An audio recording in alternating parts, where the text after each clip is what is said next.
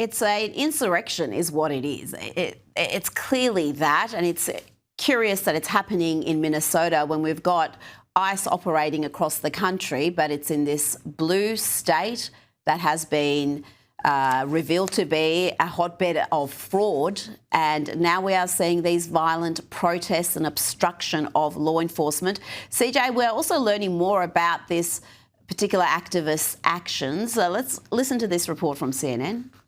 Alex Preddy had a physical encounter with federal agents about a week before he was shot and killed by law enforcement. Sources tell CNN that Preddy broke a rib when a group of federal officers tackled him while he was protesting. So, CJ, he was in a violent clash with federal agents a week before he was shot dead, and he goes back for more with a loaded gun and extra ammo. I mean, these are questions, like you said, we're going to have an investigation, but it seems most of the media, most of the people having meltdowns online aren't even reflecting on those facts. Not at all. Usually when someone F's around and finds out, it only takes one time. He had to go back for a second helping. It actually is a little bit confusing to me, right, when you look at the facts of this case. But I think that, the revelations that we're already beginning to see just days after this, of course, again, tragic incident will only begin to double and multiply. And I think that the left will have a hard time defending what exactly we saw happen in this instance. I think they're looking to move on from this very quickly. I think they're looking to, pounce on this issue as a way to demonize our law enforcement officers as they have throughout this entire ordeal. We cannot let them. And I think that, again, it goes back to the fact that the president has a resounding mandate that was given to him just last year, or in 2024, when he was resounding and reelected, that said we would be conducting mass deportations. This is not radical. This is exactly what the American people voted for, and we ought to give them that. Staying with the media coverage of this issue, Alex Preddy's image has been digitally altered by some media outlets to make him appear better looking. This isn't just fake news, CJ. It's insulting, I would argue, to the dead. And no surprise, MSNBC are among media outlets who have used this fake image.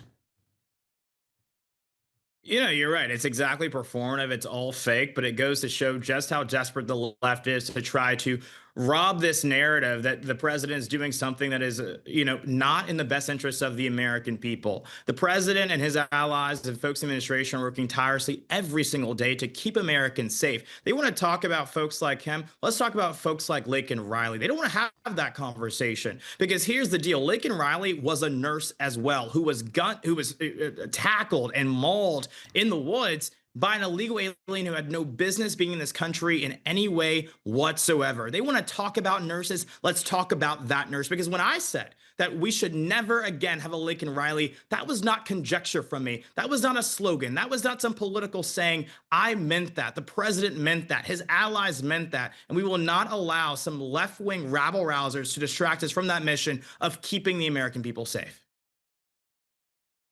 Well, talking about left-wing rabble-rousers, let's hear from the governor of Minnesota, Tim Walz, doing all he can to lower the temperature. Of course, I jest.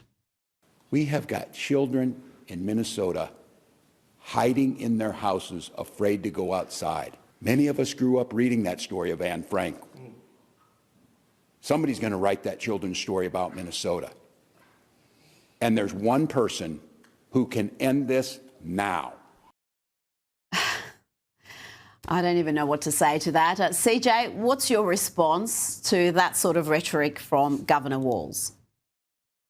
I've never met someone more low IQ than Tampon Tim there. When I hear him speak about this issue, it's so divorced from reality that I'm just kind of confused if we're watching the same situation here. Minnesota children are scared to go outside. Well, if they're scared to go outside because ICE is outside, that's probably because they're an illegal alien. Do you think I'm scared to go outside? No, because I was born in Georgia, a U.S. state. And so here's the thing. ICE is going after criminal illegal aliens, some of the worst, rapists, murderers, people, assaulters, all of those things. And so, no, if you're scared to go outside because ICE is outside, then that's actually kind of the point. So we're not going to apologize for that.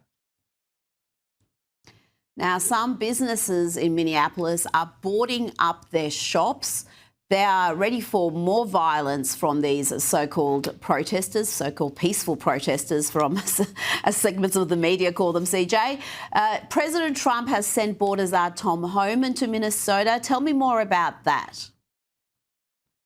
You know, Tom Homan is the consummate professional. He's someone that has been well regarded, not just on the right, but also on the left. It was President Obama who gave him an award for his service in helping aid the deportation operations during his administration. And so I think that, you know, if there's anyone that these folks will like to pretend that they're working with, it will probably be a Tom Homan. And I think that he's going to bring a lot of order on the ground, a lot of professionalism to it. And so I'm excited to see this development. But I think that what's important to note is that we cannot let up. We cannot give in. That's exactly what they want us to do. Again, we have a mandate. We must act on it to keep the American people safe and to keep our country intact in terms of our sovereignty, in terms of our border, and the operations that folks are leading at DHS. Folks like Tom Homan is a critical linchpin in all of that. You made an interesting point there. Tom Homan, these days, the left treat him like, as they treat every conservative or anyone on the Trump administration, as some fascist. But he was being awarded medals by Barack Obama for his service, doing a very similar role to what he's doing right now. And whilst he was doing it for the Obama administration, he was a hero in the eyes of the media. But now he is being smeared in the most ridiculous fashion.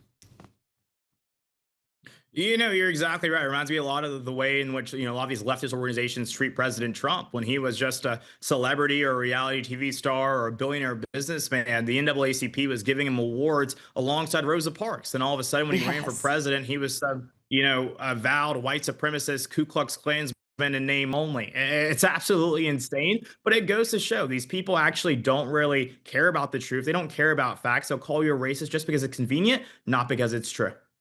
Now, before you go, CJ, there's no doubt that ICE's public image is taking a battering because this sort of coverage is relentless. But there are polls out, and another one came out yesterday showing that the majority of Americans support the Trump administration's deportation of illegal immigrants. I suspect the real figure there is considerably higher, CJ, but according to this latest poll, 52% against 42% who are opposed support illegal immigrants being deported. Yeah, you know, it's a clear majority. And, you know, historically, we've seen polls, you know, underrepresent the president and his supporters. And so I think that number actually is a lot higher than you would imagine. And so, again, I think that the president needs to march on and continue to do the work that he pledged to do when he was running for president, which was to bring law and order and to secure our southern border. Under President Joe Biden, we had no border. Under President Trump, we have a border that is safe and secure. That's exactly what the American people voted for. And I'm glad to see it. CJ Pearson, thank you so much for your time. Good to see you, my friend.